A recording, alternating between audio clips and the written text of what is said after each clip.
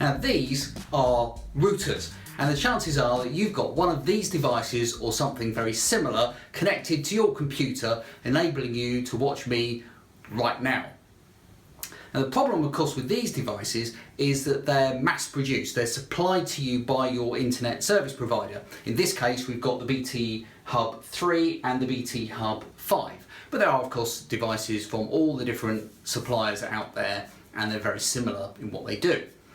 Now the problem here is that because they're mass produced, they're perhaps arguably not very good, and people do have problems. I've had problems with my BT Hub 3 and my Hub 5, and so I've decided to do the best thing, and that is to chuck these out and to get something else. The problem with that of course is that I have to pay for that with my hard-earned cash rather than using these freebies. So I've decided to go for an Apple AirPort Extreme, which may not surprise you, and this video is going to be an unboxing of the AirPort Extreme and setting it up, which isn't the way that you set up a router normally, certainly not these devices, and then a general discussion about whether it's been worth spending the cash or not. So let's get cracking and let's get unboxing. As you can see, the AirPort Extreme has arrived. And here it is in our packaging, which I always have an enormous amount of fun getting out of the box. We have a slight dent in the box at the top here, but hopefully it has otherwise survived the journey. So this is where I always have a lot of fun getting the... Oh, yeah, I'm going to use my Duff Corner to get the box open. Aha! There we go. Oh.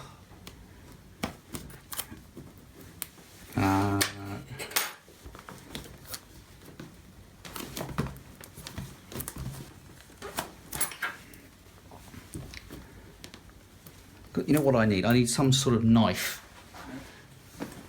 Don't panic, I'm going to find a knife. So I can't open the drawer because the camera's in the way, so I'm going to stick with the scissors. Ah, there we go. What it needed was a bit of brute force, that's what it needed. Now I just realised I've had 2 minutes of me just trying to open this thing up. Right, there we go. So let's take that away, and we'll finally get on with the unboxing. So let's have a look. This slides off here by the looks of it. Oh, there we go. And nothing inside there. And here we have the typical sort of Apple minimal packaging. And here we have the AirPort Extreme. It's got some wrapping around there. We'll come back to that in just a moment. So let's have a look at what else we've got inside the box.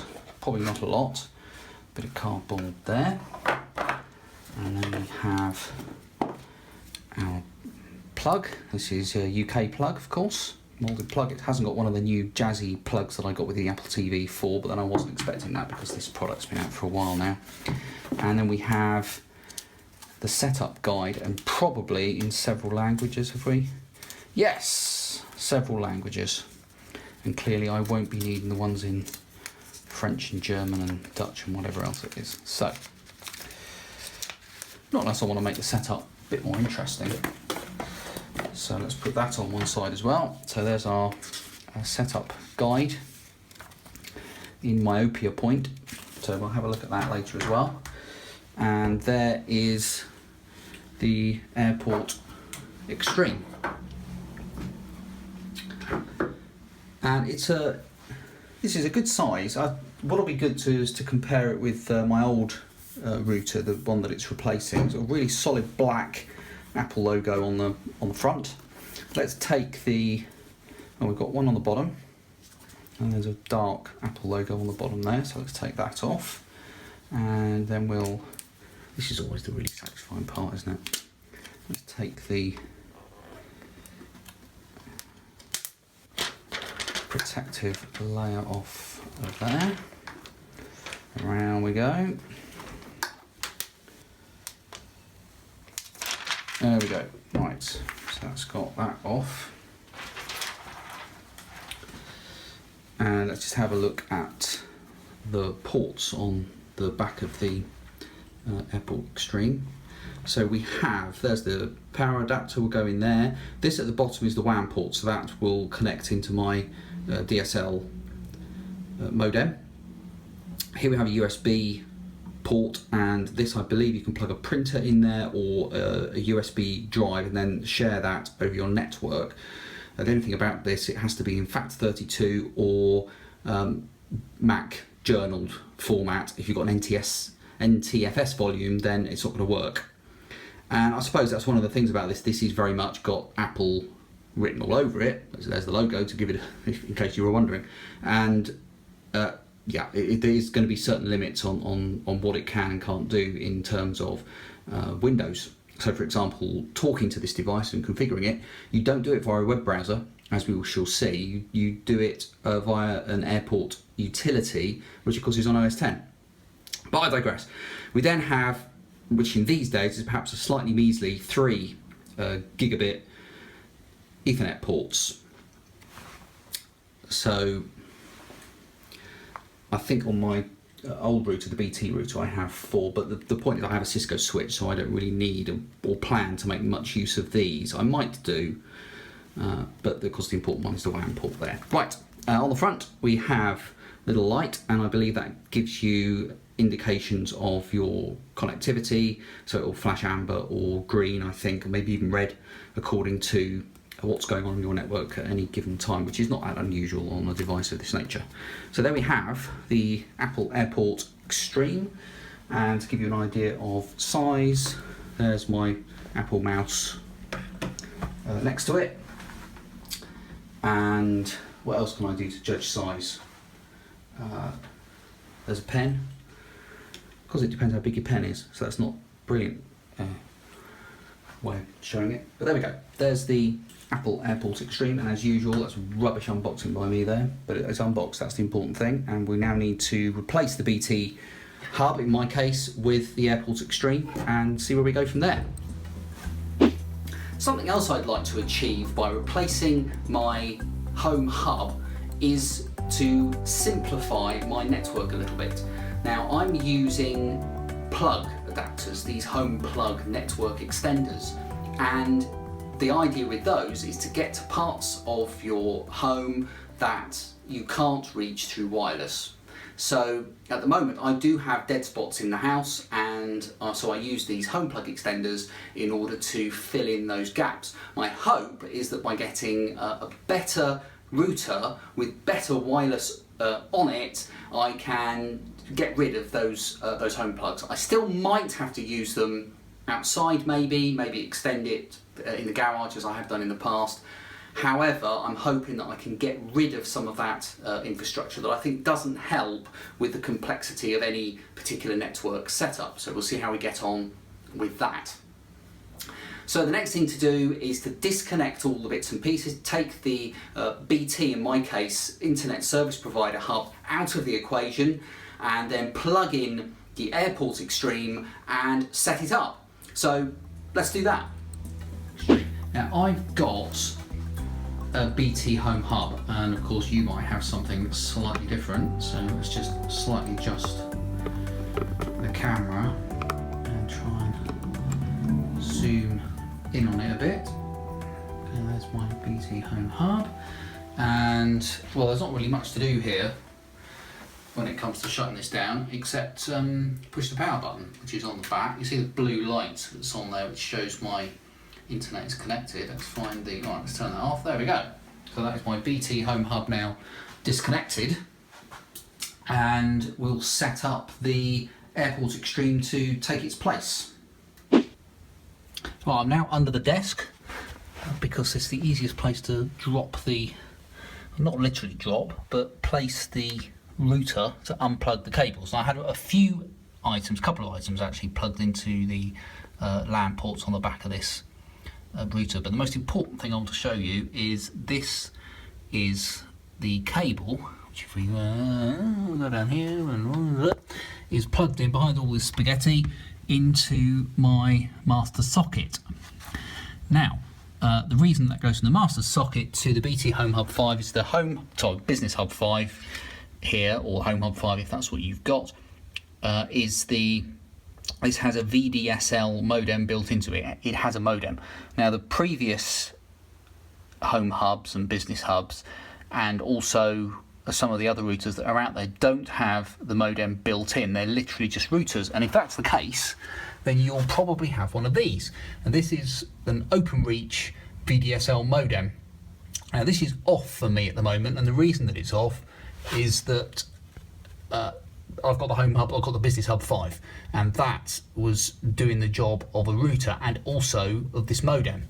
Now my plan is to reinstate this box, start using this Openreach box again, so that I can plug that then into the Airport Extreme. So to do that, I'm going to unplug my little cable here and plug it into... I'm getting too old to crawl around. This is very dark down here, but you might just be able to make out. No, you can't focus because it's not very good light. But there's a DSL socket. Yeah, it's going out of focus. It's too dark down here. So take it from me that I am now plugging in to the DSL. Which way around does that go? That way around. So I'm plugging into DSL. There we go. Nice click. So now the port from the master socket is now plugged back into my old Openreach VDSL modem. So now what I'm going to do is to plug the VDSL modem in. There we go. So that's in, and the power light has come on, and it'll take a few moments to initialize. And oh, hello, power on, and then it went, oh, there we go. I panicked then for a moment. I did try this the other night, fired it up to make sure that it was still working, because I haven't been using it for a few months before I placed the order for the Airports Extreme. Although I could use the Hub 5 in bridge mode, I don't really want to do that because I think it's flaky firmware and I don't really want to run that device at all. I'd rather use this VDSL modem, and that's what all it does. It acts as a VDSL modem. Thank you very much. Now on the bottom here, okay, I've plugged in the DSL. There's also 2 LAN ports, and one of those LAN ports I will be plugging in. Let me find, I thought I had a cable here ready for this, and I haven't. So I'm going to be plugging in a moment an Ethernet cable into one of those LAN ports, and the other end of that Ethernet cable will be going into the WAN port on the Airport Extreme. You can see that the DSL light is flashing. There we go, the DSL light is now solid, so we've got power on and we've got DSL on. The other 2 lights are LAN 1 and LAN 2. They're not on because I haven't plugged my Ethernet cable in. So it's enough crawling around under the desk. I'll plug the Ethernet cable into this and then we'll get onto the Airport Extreme. Here we are then. We're now back out from underneath the desk, and that's much better. Now, what we've got here, there's a few cables hovering around, so let me just explain. Here is the new Airport Extreme. Here's our power cable. Now there's no on and off switch on the Airport Extreme, so I'm not going to plug the power cable in until I've got the cables plugged in. So, if you remember from earlier on, we have our various ports on the back there, and the important one is the WAN port at the bottom. This is the one that I need to connect in to my Openreach modem. So I've now plugged in an Ethernet cable and run that. This is a bit of a long cable. I may, at some point, try and find an ideal length. Pardon my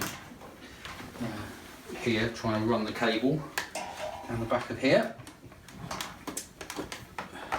I'll neaten that up in a bit. So I just want to have this here somewhere. I'm not exactly sure where. So this is my Cat5e cable, and I'm now going to plug that, there we go, into there. So one end in there, one end in the Openreach modem. Terrific. So let's put that down there. Now, I could plug some other items into this. The most important one that I'm going to need to plug into this will be this cable. because this comes, you can see it's off the edge of the camera, but there's my Cisco switch here, where I have all sorts of bits and pieces plugged in the back of that, and this needs to connect obviously to this is going to act as my router. So that will plug into this. What I'm not 100% sure about is if I would actually need to plug my Mac directly into the Airport Extreme in order to set it up, or whether I'm going to be able to go through the switch. I'm not 100% sure about that actually. I wonder whether I should plug it into the Mac. Tell you what, we won't. I'm going to plug it into there, and I may regret that. I may come back and say, you know what, I had to plug it in directly and not go through the switch. So we'll see. Yeah, that's just a niggly little thought I've got in the back of my mind that I shouldn't be going through the switch yet. We'll find out.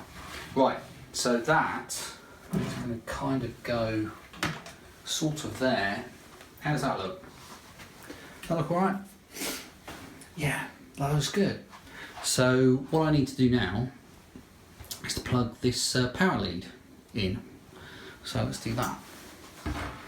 Is this really all I need to do to set this up? Far too easy. Right, what I need to do now is to put this down into the power down here. Actually, no, I won't. I'm going to plug it into the back first. So plug the power cord into there. Fits in nicely. And then I'm going to run that down the back there and plug it in. And when I do that, we should start to see the green light flashing on the front. Let's zoom in so we can see the light is, well, it was green, now it's gone amber. I don't know how well that's coming out on camera actually, but it is, yeah, it's showing amber. It's solid amber. I may need to look at the book of words. I'm looking at my DSL. Have I plugged in the cable or the other end of the Ethernet cable? I think I have. Do you know what? I might have done a schoolboy error there and not actually plugged in the other end of the Ethernet cable, which would be stupid. So I'm now going to just check. I thought I had done that. But you know what, I haven't. I'm under the desk. You can't see me on camera. I'm under the desk. You know what I've done? There it is. I've got the other end of my Ethernet cable and I haven't actually plugged it into the DSL. You didn't think this was going to be instructional, did you? Right, I've now plugged that in. Again, off camera. So it's really good, this. This is good instructions. Now, what's happened now is the DSL, also the LAN light, is lit up on my Openreach modem. And if I come out from underneath the desk, the amber light on the Airport Extreme is now flashing. Now I'm going to look in the book of words and see what that means. So, oh, it's solid. No, it's not. I thought it was solid. Wait a sec. God, that's writing small. So I've got the book. I have the book of words. I'm going to have a look. Right, it says here, flashing amber, your Airport Extreme can't establish a connection to the network for the moment. Or is encountering a problem. Use airport utility to get information about what might cause the status light. Oh, okay. So that actually isn't a surprise because my network isn't configured. So I think what we're going to have to do now is decamp to OS 10. Okay, I'm now on my MacBook, and what I'm going to do is to fire up Airport Utility and right, other Wi-Fi devices, Airport Extreme, there we go. Preparing, gathering information about my network. Okay, this is the Airport Utility that I've opened up on OS 10, and we can give the network a name, and it's come up by default as Andy's Wi-Fi network, which is a very dull thing to call it, and I name all of my devices after fictional literary detectives. So what I'm going to do is to call my network 221B.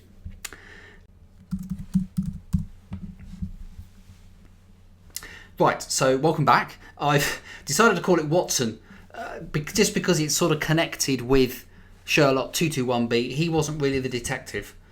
He was just the one with the tash. Now, let's carry on. Now, PPOE connection information you receive from your internet service provider. Yes, of course. So this now I've got to put my username and password in for my connection with my service provider. And unsurprisingly, I'm not going to show you what I'm going to type in here. But if you're doing something similar, it's the username and password they would have sent you when you signed up with them. Right, there we go. And now we've got the diagnostics and usage. I'm going to say don't send. Next. Right, so now we're going... I thought I'd say waiting for what's on. I've got the wrong glasses on. I'm getting so old. So now it is waiting for Watson. So it's doing some setting up. Presumably it's logging on. I don't think if I look at my DSL modem it's actually going to give me any information. But you can't see this because you're looking at my screen. But the light on the front of the Airport Extreme has gone green, and now it says setup is complete. So I'm going to say done.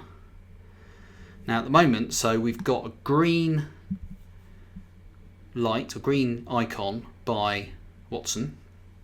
So the Airport Extreme is okay, but not the internet, it appears. I'm disconnected. Yeah, okay then. Right, so I'm going to have a look at that.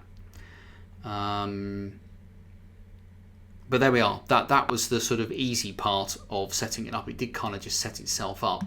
I'm just going to go and have a look in here. And it's picked up my static IP address, which is great. I've blocked that out on the screen for obvious reasons. It's also showing the serial number, and you can see the version. It's actually version 7. I thought they were on 6, so 7 is very good. By default, the local IP address range is 10.0, and because all of my other devices are expecting something different, what I'm going to do is to just edit those settings, and you can see again we've got the base station name, which I could change if I wanted to, and the password I've set up.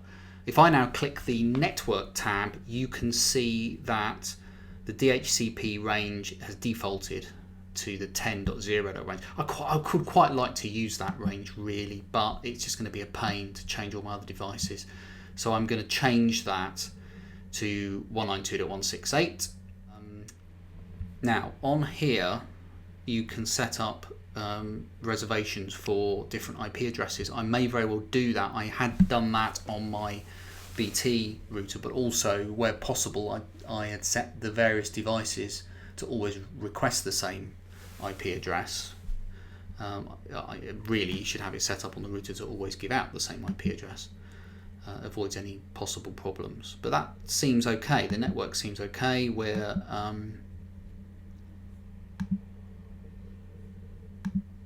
so there we are. So I'm now going to cancel that. So the thing I have to sort out is internet, which I will sort out while I'm not recording, because I think I'll probably have to type in all sorts of passwords and goodness knows what else. So I will return.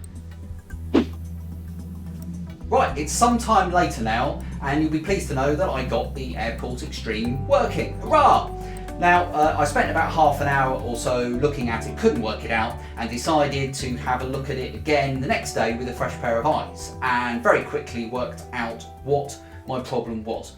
And rather than explain it to you now on camera that will send you off into a deep sleep, I'm going to put the details in the accompanying blog to this video, details of which are on screen now. So if you want to know, and I suppose it's worth reading that if you're ever thinking of replacing an internet service provided router with your own third-party router, because you could fall into the same trap. Okay, summary time, and what do I think of the Apple Airport Extreme? Well, the big thing about this is, of course, if you're buying this, you may be doing what I have done, and that is to replace a router that was provided by your internet service provider. And of course that router will have been free. Well, it's sort of not free because you're paying for it through your monthly subscription. However, you have to pay that anyway, so it kind of is free, I suppose. You're certainly not having to pay out any money up front for it, not usually anyway. Whereas the Apple AirPort Extreme and other routers like that have Wi-Fi 802.11ac in them can be quite expensive. The AirPort Extreme at the time of recording in early, well, not that early, it's middle of April 2016, it cost me £169. That's quite a lot of money, but it's not the most expensive by a long way. There are other routers, similar spec routers, that will be costing you well in excess of £200. You can also, of course, find cheaper routers, some of which don't have all the facilities that the more expensive ones do. It's a case of you get what you pay for, I suppose. So is it worth spending out that money? Well, for me, I have to look at the problems that led me to look at buying an alternative router in the first place. And they were, first of all, the stability of my wireless. That's probably the main one. Now, I'm pleased to report it's been nearly a week now since I've had the AirPort Extreme as my router, and the Wi-Fi has been rock solid. There's been no dropouts, pages, web pages and emails, and anything you do on a wireless device within the house has actually worked fine. There's been no noticeable dropouts, whereas on my BT Hub 5 there were dropouts every day. You'd notice that you go to look at a web page and it just wouldn't load. It would just sit there and spin, nothing would come up, and you'd refresh and it wouldn't come up, and then it might eventually sort itself out. There were clearly Wi-Fi problems. I thought more on the 5 gigahertz band, but who cares? There were Wi-Fi problems. So that box is well and truly ticked. My other problem was Wi-Fi range. It wasn't a massive issue because I had extenders in place, Wi-Fi extenders, to help get the black spots within the property.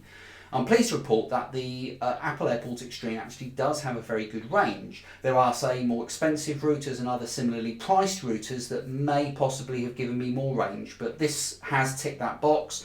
I can now get right to the bottom of my garden, in fact, and still be picking up a Wi-Fi signal. It's not a very fast signal right at the very bottom of the garden. It's probably 10 megabit download and a 2 megabit upload, which is much slower, of course, than the normal connection that you can get on a Wi-Fi device, a new Wi-Fi device within the property, but actually that's pretty good for outside.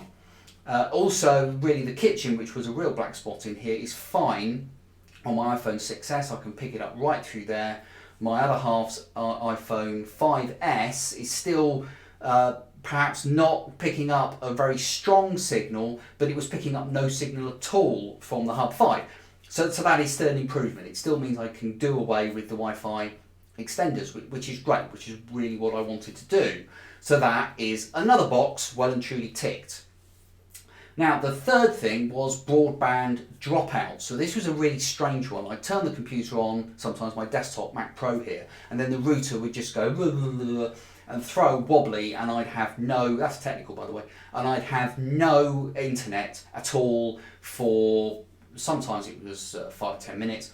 Other times I nearly lost a whole day at one point when when it first happened, and I was on the phone to BT and they couldn't work out what the problem was. I eventually had to reset to factory settings to get it to work. I thought this was very, very strange. They suggested sending out an engineer, but if they found a fault on my network, they were going to charge me. And of course, it's very easy for them to blame my network, and I didn't think. I thought I'd set things up pretty well here, so I had my doubts, but I didn't really want to go down that road. So it's interesting that the internet on the Apple AirPort Extreme has been fine. Now, I did have one problem where it was giving me a very similar problem to my Hub 5, but it wasn't when I turned the computer on. I came down one morning, the orange light was flashing on the front of the AirPort Extreme, and there was no internet, and I had to reboot my Openreach modem. Now, touch wood, that's only happened once, and in the rest of the week that I've had the AirPort Extreme, it's been fine. But I don't think that that's got anything to do with the hardware. Because I had the same problem on the Hub 5, I think there is clearly some issue with the internet, and I'm going to keep an eye on that, and I will certainly update my blog post that accompanies this video if there's any more news on that. So let's talk a little bit about the use of the AirPort Extreme itself. It's a bit strange because if you're used to using a router, generally you use it through a web browser to put your settings in and to create port forwards or just a firewall or whatever you might be doing. You do it in a web browser. With the Airport Extreme, you have a Mac OS X application called the Airport Utility that you do your setup through, which is a bit odd to start off with, but it's actually really simple to use and it works really well. You set everything up in the way that you would expect to set things up. It's just you're just not doing it in a web browser. And I was able to set up port forwarding rules that I wanted for my particular setup very easily, and that's all worked fine. So finally then, is it worth having a router that can cost, well in my case £169 compared to a router that was replacing that cost nothing? Well, that's really difficult, and for me it is worth it simply because the amount of time that I waste trying to sort out my BT Hub 5, really for me it's money lost. If I'm not working because I'm self-employed and I'm busy sorting out my network, I'm not earning. So for me, I can justify that I can make up the lost money in the time that I will now save by having this new router, as long as it's itself, of course, is stable as well. Another thing I've really noticed as well, actually, just talking about the Wi-Fi, is when I connected my laptop, for example, to the Wi-Fi network through my BT Hub 5, it could take anything up to 30 seconds for it to obtain an IP address and it be usable on the network. That's quite a long time, 30 seconds, when you're sitting there waiting for it. The Wi-Fi connection on the laptop now through the Airport Extreme, and I've also tested it on my Mac Pro as well, is virtually instant. I mean, it's probably less than a second. It the length of time lifting up the lid of the laptop and it's connected. The Wi-Fi is there and it's usable. I've tried instantly to hit a web page or ping. I had a window open ready to ping just to see is it lying to me or is it really connected and usable, and it is. And it's astonishingly quick. Now, whether of course that's something to do with the fact that this is Apple equipment and an Apple router, or whether it's just got better parts in it, who knows? But all I know is that it's working really well, and that's quite pleasing when you've spent all that money out. So for me, yes, it is worth it. For you, well, as always with these things, your mileage may very well vary. And of course, there are plenty of other routers out there on the market as well. I think if you've got, like me, if you've got a lot of Apple equipment, then it certainly is worth considering the Apple Airport Extreme. If you've got a mixed network, you've got some Linux equipment, some Windows equipment, you may not want to, especially as you to configure it, you have to use an OS X application. But there are lots of other routers out there, similarly priced and more expensive as well, that will do a similar job. So it's worth it. If you're having problems with your internet connection, then it may very well be the crappy router that's been supplied to you by your internet service provider. They're mass produced, they churn them out in the thousands. I can't imagine that they're using particularly brilliant parts in there, but I've nothing to base that on, other than the fact that my one was a bit rubbish. Okay, that's it. It's been quite a long video this, with unboxings and testing and screen recordings and me waffling to camera. So I do hope you've stuck with me this long, and thank you so much for watching. I really do appreciate it. Give me a thumbs up if you enjoyed it. There's all sorts of ways you can get in touch with me on social media, and details of that are on screen now. And thank you so much again for watching. Your time is very much appreciated, and I'll catch you again. Bye bye.